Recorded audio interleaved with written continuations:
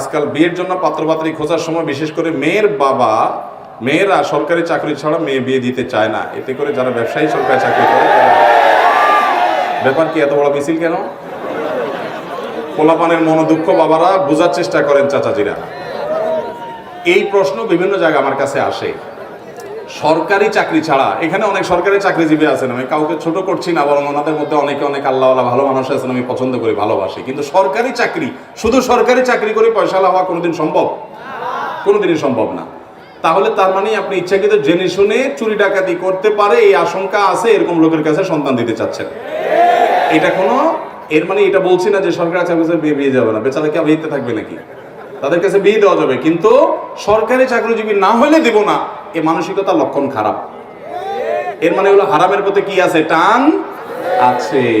মনে রাখবেন, আপনি সরকারি চাকরিজীবী হোক, বেসরকারি চাকরিজীবী হোক, বেকার হোক, দেখবেন সন্তানটা ভালো কিনা, নেককার কিনা, সৎ কিনা।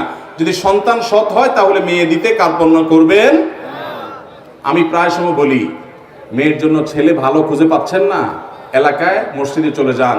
ফজরের নামাজে নিয়মিত যে যুবক প্রতিদিন হাজির হয়, দেখেন হালাল হারাম মেনটেন করে, মাহারাম মেনটেন করে, হারাম থেকে বেঁচে চলে। এই যুবকের টাকা দুটা কম হোক, পয়সা দুটা কম হোক, এই যুবকের সাথে মেয়ে বিয়ে দেওয়ার যদি আপনার সাথে কুকুর সব দিক থেকে মিলে যায়, তাকে যদি আপনি চয়েস করার মতো হয়, যদি করেন, ইনশাআল্লাহ আপনার মেয়ে সুখী হবে। 14টা বিয়ে হলে 10টা করে প্রতিদিন ভাঙে।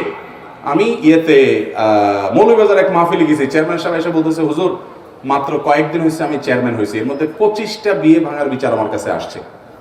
তারপরে আবার একদিন নরসিংদী এক মাহফিলে গেছি, চেয়ারম্যান আমার পাশে বসা ছিল, আমি বিষয়ে কথা বলতেছি, চেয়ারম্যান বললো, হুজুর আমি চেয়ারম্যান হওয়ার পরে বিসমিল্লাহ করছি তালাকের বিচার দিয়া।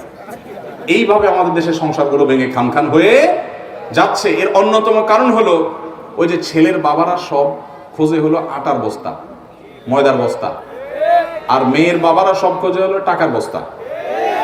মেয়ের বাবারা খোঁজে কি, আর ছেলের বাবারা খোঁজে কি?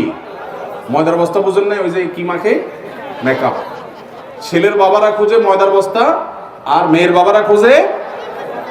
ছেলের বাবাদেরকে বলবো, একটা মেয়ে খোঁজেন যে আপনার মেয়ে হবে, আপনাকে বাবার মতো শ্রদ্ধা করবে, যার ভিতরে আল্লাহর ভয় আছে, তাকওয়া আছে।